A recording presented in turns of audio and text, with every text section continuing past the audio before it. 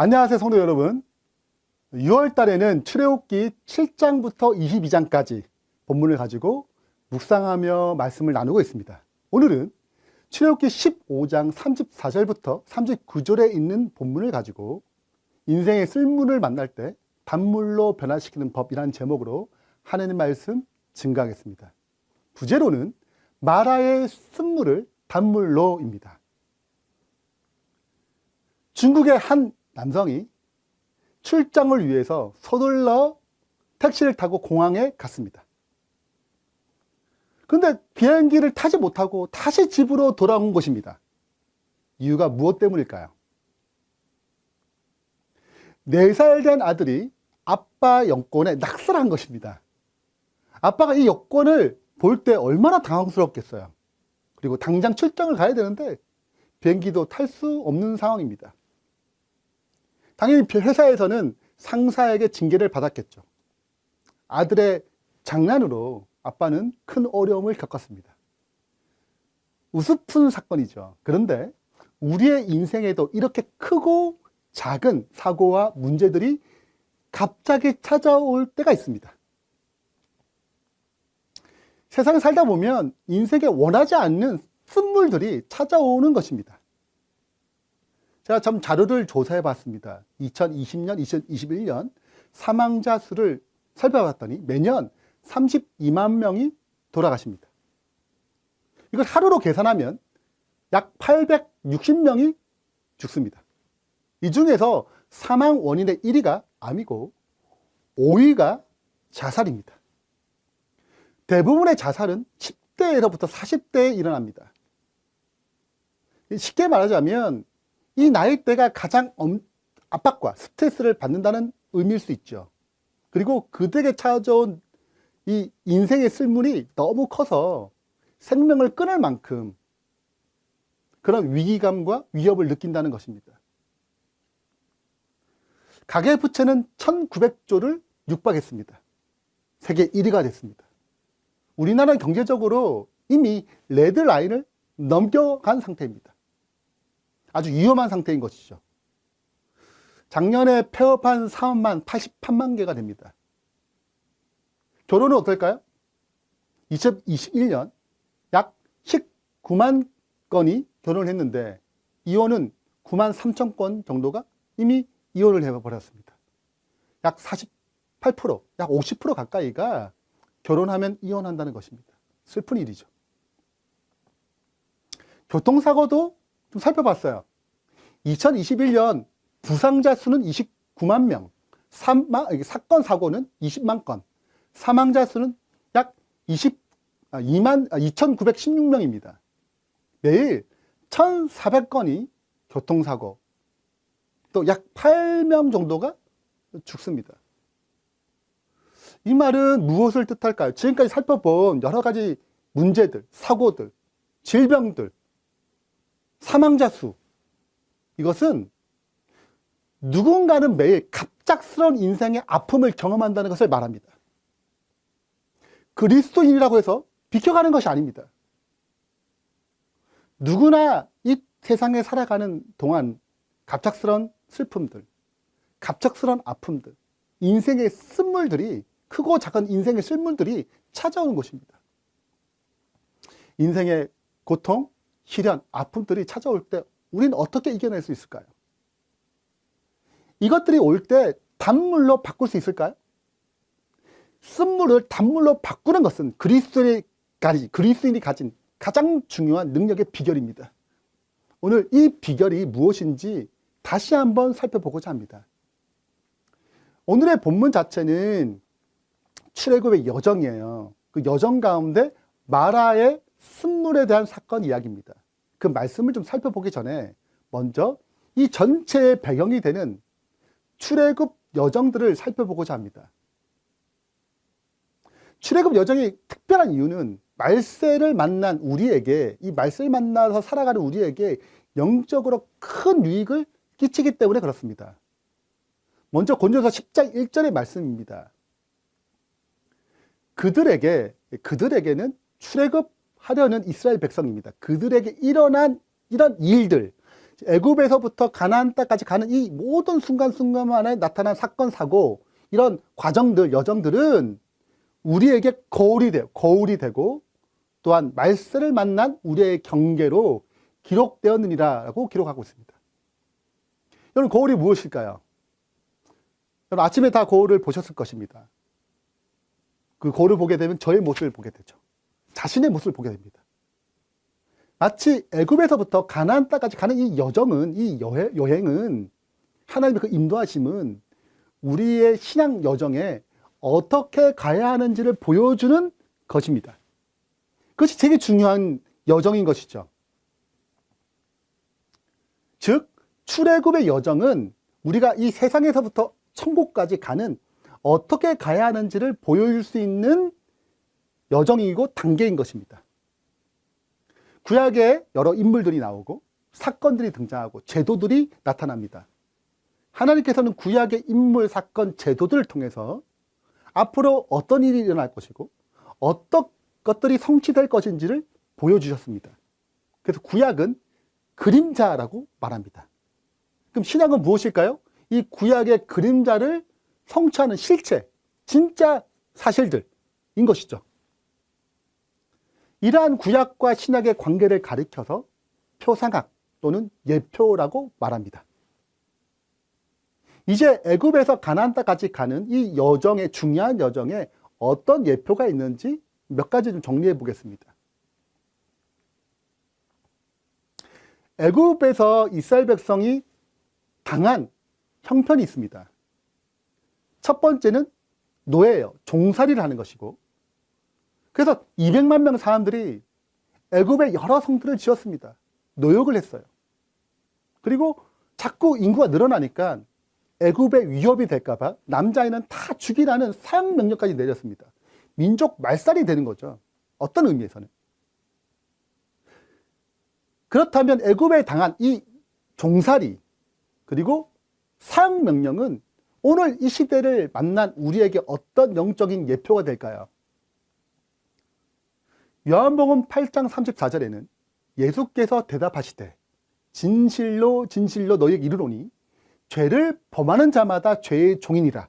죄를 범하는 자마다 죄의 종이에요. 로마서 6장 23절에는 죄의 삭은 사망이라고 말씀하셨습니다. 자, 이걸 정리하자면 우리도 이스라엘 백성처럼 죄의 노예, 그들은 애굽의 노역살이를 했지만 우리는 죄의 노예라고 얘기했고, 그들은 사형 명령을 받았지만 우리는 죄의 삭은 사망이라는 운명에 처해진 것입니다. 그들이 애굽에서 스스로 힘으로 이 종의 문제를, 그리고 노역의 문제를, 사형의 문제를 해결할 수 없었습니다. 우리도 똑같습니다. 우리 스스로의 힘으로 죄의 삭신 사망에서부터, 죄의 종으로부터 벗어날 수 없어요. 그래서 하나님은 애굽에 누굴 보내셨냐면 바로 모세를 보내셨습니다. 모세를 통해서 이스라엘 백성을 건져내시는 거죠. 이와 같이 하나님께서 이 세상을 사랑하셔서 우리를 구원하기 위해 누구를 보내셨습니까? 독생자 예수 그리스도를 보내셨습니다. 애굽에서 나오기 위해서는 그냥 나올 수 없었고 10장을 내리시고 마지막 10번째 재앙인 장자 재앙을 내림으로써 이스라엘 백성이 출애굽하게 되었습니다. 이것을 피하기 위해서는 이스라엘 백성도 양의 피를 칠해서 유월절이라고 양의 피를 칠해가지고 그들이 내가 하나님의 역사를 믿습니다. 저는 애굽에서 나갈 것입니다. 이 피를 칠함으로 장자 재앙에서 벗어날 것입니다. 라고 믿음의 고백을 했어요. 이것을 기념하는 것, 즉 애굽에서 나오는 이 유월절을 기념하는 예식으로 이스라엘 백성은 만들었습니다. 그리고 영원히 유월절을 지키는 명령이 내려진 것이죠. 이것은 무엇을 의미합니까? 무엇을 보여줍니까? 바로 유월절 양 대신 예수 그리스도를 예표하는 것입니다. 고린도서 5장 7절에는 우리의 유월절 양 곧 그리스도께서 희생되셨느니라. 유월절 양은 그리스도를 예표합니다. 자, 그러므로 유월절은 예수님을 통해서 영원히 지켜야 할 기별이 된 것입니다. 곧 예수님을 믿음으로 우리는 구원을 받는 영원한 기념표가 된 것이죠. 자, 이제 애굽에서 나오게 된 다음에 그 다음에 관문, 그 다음의 단계가 무엇일까요? 바로 홍해입니다. 홍해를 건넜습니다. 여기서 이스라엘 백성은 구원을 받고 애굽의 군인들은 다 물에 잠겨서 죽게 되죠. 이것은 무엇을 예표합니까? 바로 침례를 예표합니다. 고린도서 10장 2절에 모세에게 속하여 다 구름과 바다에서 침례를 받고 라고 기록하고 있습니다. 홍해에서 애굽 군인들 다 죽고 이 불순종했던 모든 죄악들의 사설들 다 그때 다 물에 잠기고 죽고 이스라엘 백성은 새로운 생명으로 나아갔어요. 이와 같이 침례란 우리의 죄의 모든 것을 물에 덮고 십자가에 잠그고 십자가에 죽이고 새로운 생명으로 태어나는 것, 새로운 생명으로 부활하는 것, 새로운 생명을 받는 것, 이것이 바로 침례인 것입니다. 이것이 홍해의 경험이라고 예표하는 것입니다. 홍해를 건넌 후에 이스라엘 백성은 이제 40년 동안 가나안 땅으로 가기 위한 길을 걸어갑니다. 그 길을 총체적으로 광야라고 표현합니다.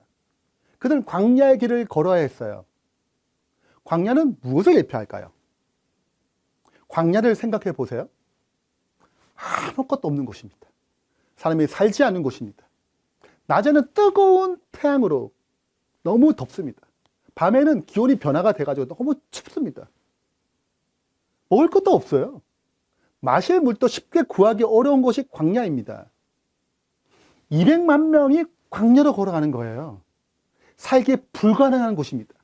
광야라는 곳은. 근데 하나님이 이 길을 가도록 선택하셨습니다. 왜 이 광야를 선택하셨을까요? 광야는 이스라엘 백성이 하나님을 의지해야지만이 살 수 있는 곳입니다.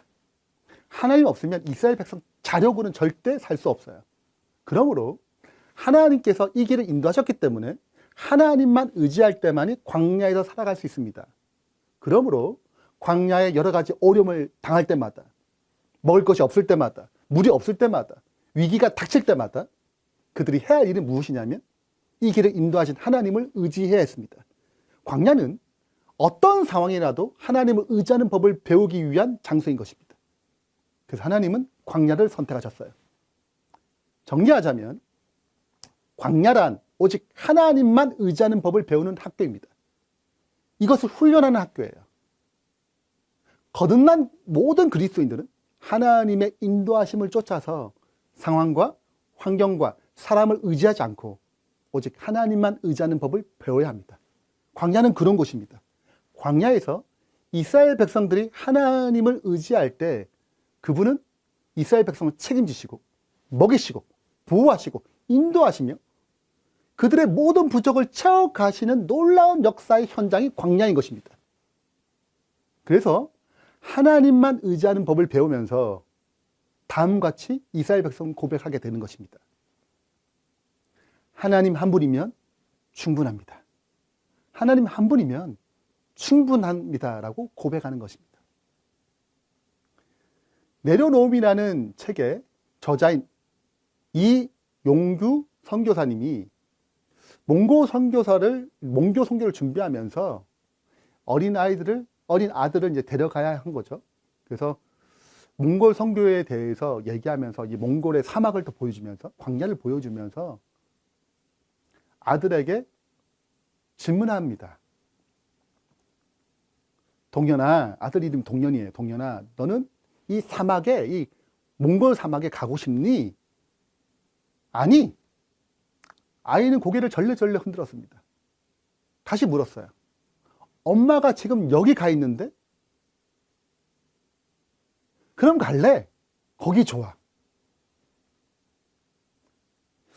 아들 동현이에게는 자기가 있어야 할 곳이 사막인지 아닌지 전혀 중요하지 않았습니다. 전혀 문제가 되지 않았어요. 중요한 것은 엄마와 함께 있을 수 있다는 것입니다. 엄마와 함께라면 어떤 곳이라도 행복할 수 있었다라는 것이죠. 어떤 상황이든 엄마면 충분하다는 것입니다. 엄마의 사랑의 관계가 있고 절대적으로 의지하니까 어떤 장소든 괜찮다는 것입니다. 이것이 하나님과 의지하는 관계 속에서 나타나는 특징입니다. 우리에게 좀 자세히 정리해 보자면 우리도 하나님만 의지하는 삶을 살게 되면 하나님과 친밀해집니다. 사랑의 관계가 깊어집니다. 그리고 그분만으로 충분하다는 그 사실을 경험적으로 알게 됩니다. 그럼 생각해 보세요. 온 우주를 창조하시고 말씀으로 붙으시고 유지하시는 그 하나님께서 우리에게 찾아오셔서 우리 안에 들어오셔서 우리 인생을 책임지시다는 것이 어떤 것일까요? 그분에게는 아무것도 아닌 것입니다. 우리 인생 하나 책임지니까 정말 하나도 어렵지 않아요. 그래서 우리도 하나님과 함께하는 곳이라면 어떤 곳이든 갈 수 있습니다. 함께하는 것이 행복합니다. 충분합니다. 라고 고백할 수 있는 거예요. 여러분, 이러한 경험이 우리 그리스도인의 중요한 이유는 우리 자신이 그 살아계신 하나님을 경험하게 되면, 그 살아계신 하나님을 경험하게 되면, 이론이 아니고 경험으로 그 하나님을 알게 되면 그 전지전능하신 하나님, 죄에서 구원하신 하나님, 고난을 복으로 섭리하신 하나님, 시련을 견디고 인내하게 하신 하나님, 나의 잘못된 생각들, 못된 성격들을 변화시켜서 승리케 하시고 성숙시키는 하나님을 알게 되면 어떤 일이 날까요? 그것은 내가 만난 그 살아계신 하나님을, 나를 변화시킨 그 하나님을 알지 못하는 사람들에게 전하게 되는 것입니다. 살아계신 하나님을 증거할 수 있게 되는 것입니다. 그래서 그 불신자들도 죄에서 구원을 받아 하나님의 자녀가 되어서 천국을 소망할 수 있는 것이죠. 이것이 이 땅에 먼저 구원받는 사람들이 그분을 의지해야 할 이유인 것입니다. 우리 힘으로 절대로 이룰 수 없는 것을 하나님이 이루시는 거죠. 그렇기 때문에 우리는 그 살아계신 하나님을 체험함으로 증거할 수 있는 자가 되는 것입니다. 정리해 보겠습니다. 믿고 침례를 받은 모든 그리스도인들은 영적으로 광야를 걸어갑니다. 그리고 천국 갈 때까지, 가나안 갈 때까지 무엇을 배워야 하나요? 내가 할 수 없고 오직 하나님으로만, 오직 예수님만으로 의지하면서 사는 법을 배우는 것, 이것이 광야의 훈련이고 우리 인생의 그리스찬들의 훈련인 것입니다. 그리고 그 하나님과의 사랑의 관계가, 친밀한 관계가 맺어집니다. 하나님만으로 충분합니다 라고 경험으로 고백하는 것입니다. 이것이 우리가 누려야 할 신앙입니다. 근데 하나님께서 이 훈련에, 이 광야의 훈련에서, 하나님만 의지하는 이 훈련에서 가장 첫 번째 장소로서 마라의 쓴물을 만나게 하는 것입니다. 이 마라의 쓴물에 대한 내용을, 본문을 좀 읽어보겠습니다. 모세가 홍해에서 이스라엘을 인도하며 그들이 나와서 수르 광야로 들어가서 거기서 사흘 길을 걸었으나 물을 얻지 못하고 마라에 이르렀더니 그곳 물이 써서 마시지 못하겠으므로 그 이름을 마라라 하였더라. 여러분, 광야에서 음식보다 더 중요한 것이 무엇일까요? 물입니다. 그런데 200만 명의 사람들이 물이 떨어지기 시작했어요. 애굽에서 가져온 모든 물이 떨어졌습니다. 얼마나 갈증이 시작되겠어요? 그런 중에 저 앞에 물을 만난 것입니다. 얼마나 기뻤겠어요. 그 물을 마시러 막 가는 것입니다. 근데 물을 마셔봤더니 너무 쓰고 복통이 일어나기 시작되는 거죠. 마시지 못할 물, 그것이 마라의 쓴물인 것입니다. 오늘 살아가는 우리들의 삶에도 이런 쓴물들이 찾아옵니다. 질병의 쓴물, 실패의 쓴물, 사고의 쓴물, 경제적인 고통으로 말미암아 나타나는 쓴물들, 이런 외적인 쓴물들이 찾아와요. 그러니까 더 큰 쓴물들은 내면에, 내 안에 있는 내면의 것들입니다. 내 안에 마음의 쓴물들, 근심, 절망, 불행, 더 가장 본질적인 쓴물들은 죄악의 쓴물들이죠. 우리는 성공하고 싶은 마음이 있습니다. 그런데 실패하게 돼요. 건강하고 싶은데 병에 듭니다. 좀 잘 먹고 잘 살고 싶은데 가난에 고통받습니다. 사랑하고 싶지만 미움으로 가득합니다. 기뻐하고 싶은데 근심 걱정이 가득해요. 행복하고 싶은데 불행이 찾아오는 것입니다. 죄악과 방탕에서 벗어나고 싶지만 그 죄악과 방탕 힘이 너무 강해서 내 힘으로 벗어날 수도 없어요. 이런저런 쓴물들이 찾아와서 인생을 괴롭게 하는 것입니다. 여러분, 일단 어떻게 반응해야 하나요?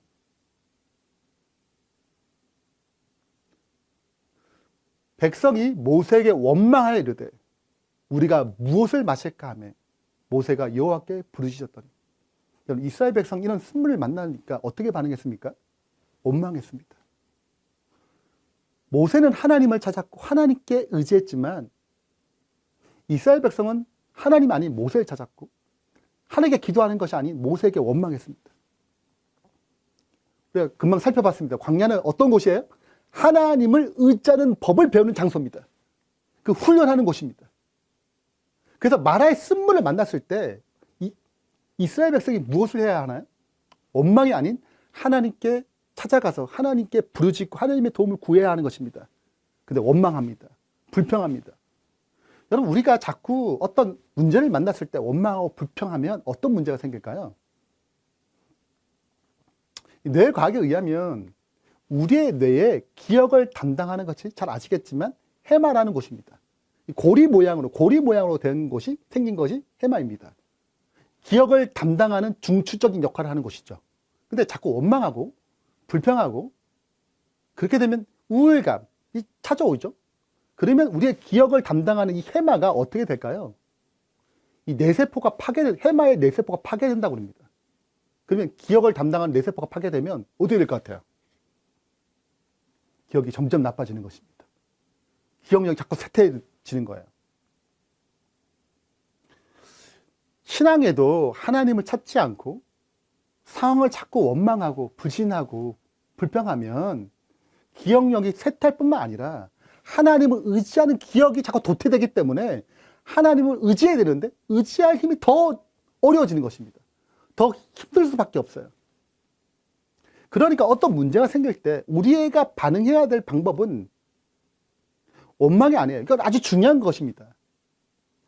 우리의 반응은 굉장히 중요한 신앙의 승부처가 달려 있어요. 쓴물을 만나면 원망하지 않고 불평하는 것이 아니고 모세처럼 하나님을 찾아 그분에게 구해야 되는 것입니다. 모세가 여호와께 부르짖었더니 여호와께서 그에게 한 나무를 가르치시니 그가 물에 던지니 물이 달게 되었더라. 자, 하나님께서 모세의 기도를 응답하셨습니다. 그리고 나무를 지시하셔서 저 나무를 물에 던지라는 거예요. 물에 던졌더니 그 쓴물이 달게 되었습니다. 자, 우리도 인생의 쓴물을 만나게 되면 나무를 던져야 돼요. 하나님께서 지시하신 그 나무, 이 나무는 무엇을 가리킬까요? 바로 예수 그리스도를 가리킵니다. 베드로전서 2장 24절에 친히 나무에 달려 그 몸으로 우리의 죄를 담당하셨으니, 나무에 달려졌습니다. 그리고 그 몸으로 흠없는 그리스도께서 우리의 죄, 우리의 슬픔, 우리의 쓴물을 담당하셨어요. 이는 우리의 죄로 대하여 죽고, 죄에 대하여 죽고 의에 대하여 살게 하셨습니다. 그가 채찍에 맞음으로 너희는 나음을 얻었나니. 예수에게 달리신 그 십자가 나무에서 죄에서 의로, 징계에서 평화로, 채찍에서 나음을 얻었다고 말합니다. 쓴물을 단물로 바꾸었다고 말씀하시는 것입니다. 우리 인생에 예수 그리스도의 십자가를, 그분을 넣으면 그 쓴물이 단물로 변화되는 것입니다. 희망 전도사 닉 부이치치를 잘 아시리라고 생각됩니다. 그는 기독교 가정에 태어났고 지체 장애인으로 태어났습니다. 사지가 없어요. 그의 말을 들었는데 그는 이렇게 얘기했습니다. 내가 태어났을 때 간호사들이 울었고 아버지는 신음을 냈습니다. 어머니는 나를 받아들이지 못하고 나를 보고 싶지 않다고 말하면서 데리고 나가달라고 하셨습니다. 부모님들의 마음이 이해가 돼요. 얼마나 당황스럽겠어요. 내가 자녀를 낳았는데 사지가 없어요. 그 아이를 보면 부모의 마음도 아프지만 그 아이는 얼마나 힘들까요? 얼마나 고통스러울까요?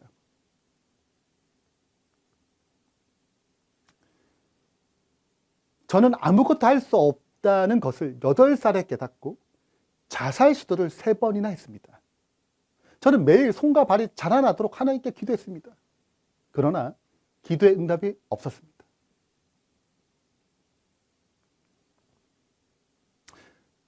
그러나 나 같은 사람이 있다는 사실을 어머니를 통해 알게 된 후로 저는 새로운 기도를 하게 되었습니다. 엄마로부터 얘기를 듣는 거예요. 어머니로부터. 아, 나 같은 사람이 있고 그 와중에 더 열심히 살아가는 사람이 있다고. 절망하지 말라고. 할 수 있다고. 엄마가 격려해 주신 거죠. 어머니가.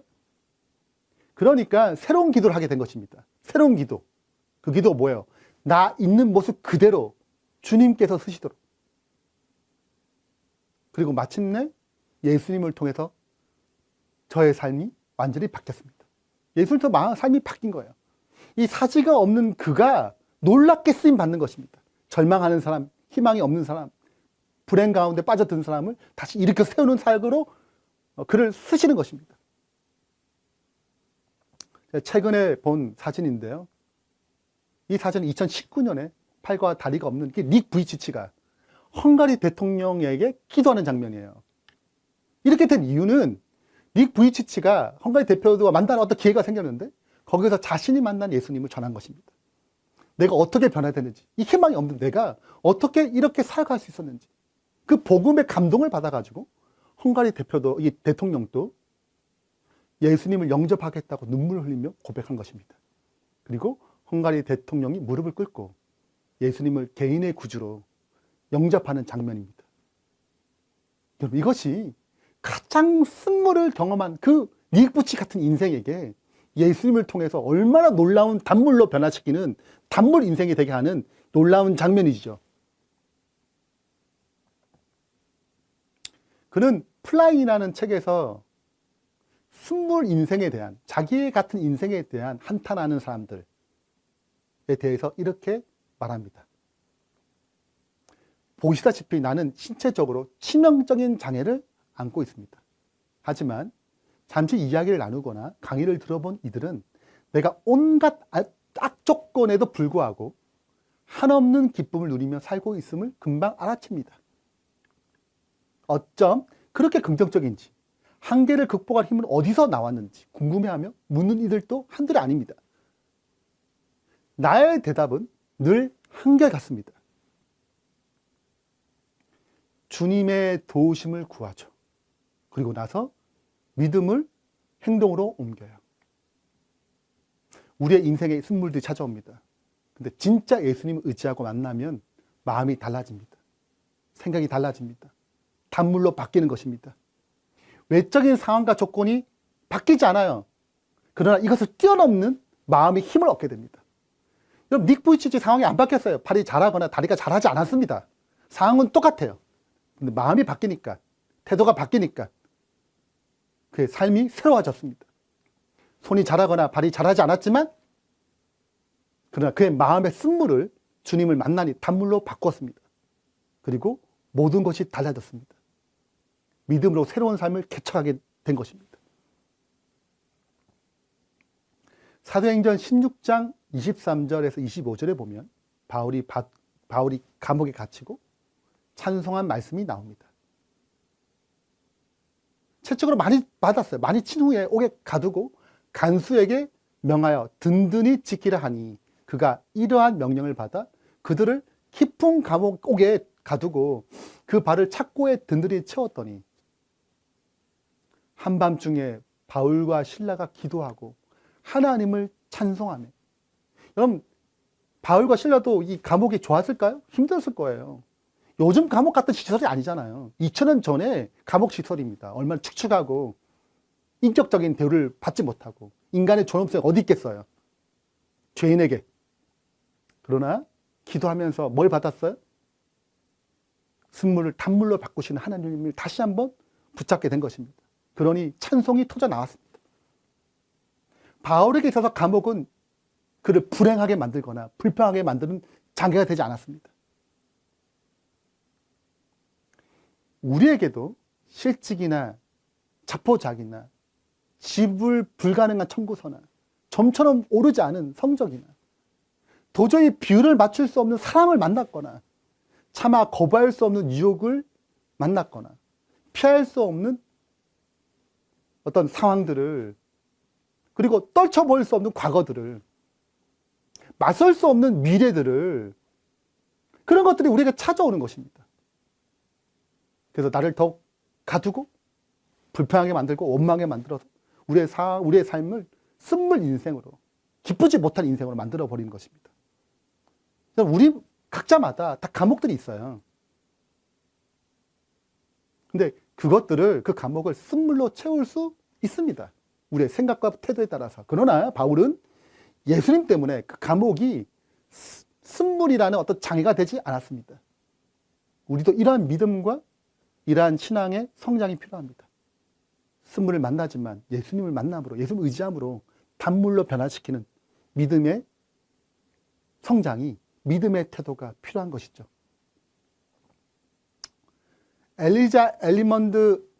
에드먼드 히잇이라는 미국의 여류 작가가 있었습니다. 찬미가에 100편에 가까이의 시를 적었던 사람이에요. 그녀가 어느 날 불량 학생을 지도하는 과정 가운데 이 불량 학생이 열받아가지고 화를 내면서 옆에 있는 이 지붕을 이렇게 막는 스레이트를 들어가지고 그 에드먼드 히잇의 머리에 내리쳤어요. 내리치면서 이제 쓰러지면서 벽에 크게 부딪혀가지고 이 척추가 문제가 생겼습니다. 병원에 급히 실려갔어요.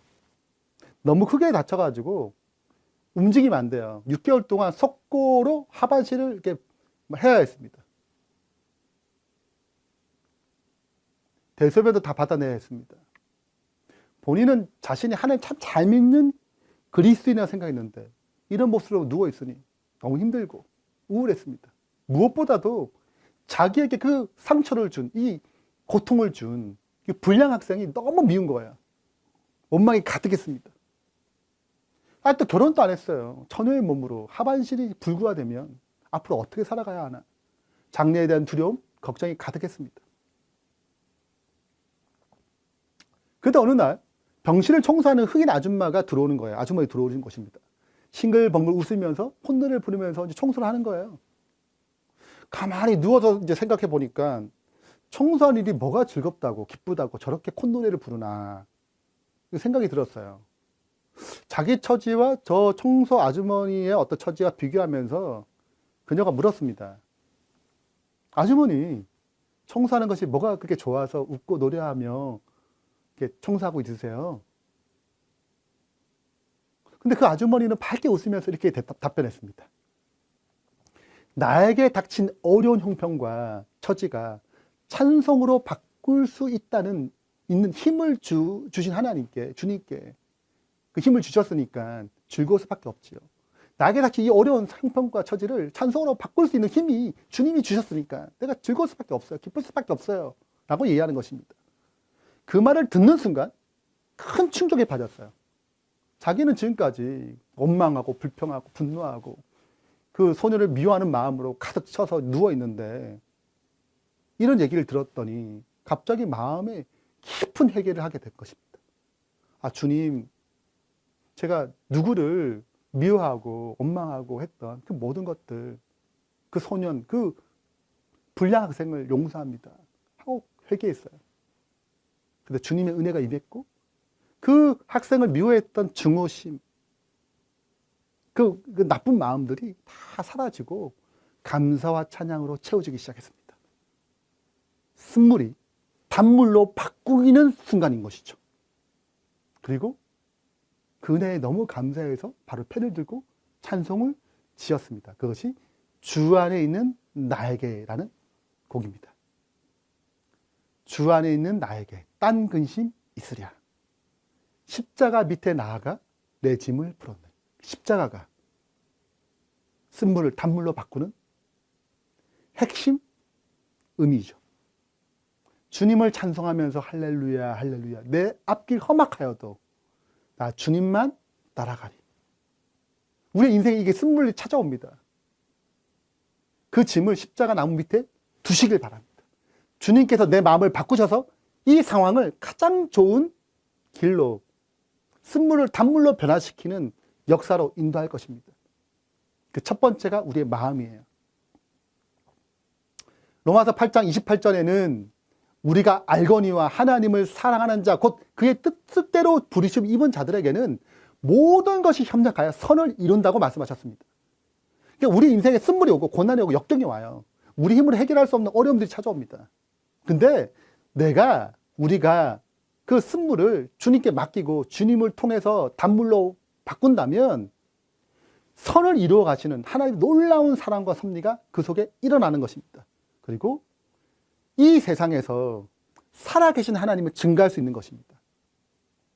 오늘 그러한 결심이 우리 삶 가운데, 우리 마음 가운데 일어나기를 축원합니다. 결론을 맺겠습니다. 인생의 쓴물을 만납니다. 근데 단물로 변화시키는 방법은 단순합니다. 원망하지 말고 예수님께 부르짖는 것입니다. 변화시킬 예수님을 의지하는 것입니다. 외적 상황이 바뀌지 않을 수 있어요. 그러나 내면의 마음은 바꿀 수 있습니다. 마음의 변화는 쓴물을 단물로 바꾸는 시작점이기 때문에 그렇습니다.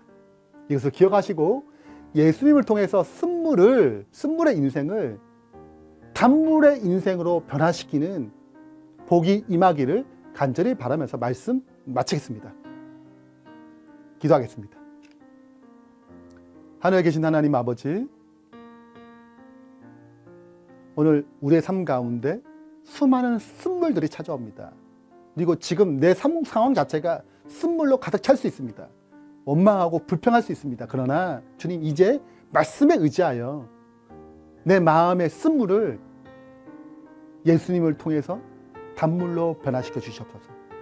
십자가에서 죄를 의로, 채찍을 나음으로, 고통을, 죄의 아픔을 주님의 평안으로 채워주신 것처럼 그러한 변화가 우리 마음 가운데 임하도록 도와주시고, 여러 가지 쓴물들을 만날 때마다 주님을 붙잡으로 승리하는 충성된 백성 될 수 있도록 도와주시옵소서. 예수 그리스도 이름으로 축원하며 기도합니다. 아멘. 열린 온라인 교회에 헌금을 드리시거나 온라인 교회 사역을 후원하기 원하시는 분들은 헌금 안내를 참조하셔서 은행 계좌로 송금하시면 됩니다. 미주에 계신 분들은 어드벤티스트 기빙 웹사이트를 이용해서 헌금을 보내주시면 됩니다. 자세한 헌금 안내는 열린 온라인 교회 홈페이지를 참조하시거나 유튜브 영상 밑에 있는 자세한 설명을 참조하시면 됩니다. 예배에 참석해 주신 여러분께 진심으로 감사드립니다.